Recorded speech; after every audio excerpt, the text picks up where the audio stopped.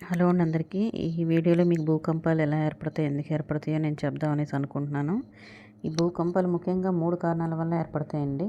ఇది first reason వచ్చేసి tectonic plates అనమాట. ఇప్పుడు భూమి సర్ఫేస్, ఎర్త్ సర్ఫేస్ అనేది టెక్టోనిక్ ప్లేట్స్గా డివైడ్ అయ్యి ఉంటుంది. ఈ ప్లేట్లో ఒకదానికొకటి ఘర్షణ అవ్వటం వల్ల కానీ, ఆ ప్లేట్ల కదలికలో కానీ మనకి భూకంపాలు ఏర్పడే అవకాశం ఉంది. ఇది ఫస్ట్ కారణం అనమాట.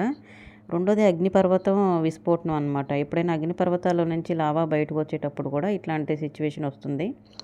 ఇంకోటి, ఇది మానవ చర్యల వల్ల జరిగేది. భూగర్భంలో మైనింగ్ కానీ, డ్యామ్ నిర్మాణం వంటి మానవ చర్యల వల్ల కూడా మనకి భూకంపాలు వచ్చే అవకాశం ఉంది.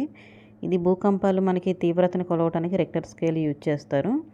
మనకి భూకంపాలు ఎందుకు వచ్చాయి ఏంటి అని విశ్లేషించడానికి సిస్మోగ్రాఫ్ని యూజ్ చేస్తారండి.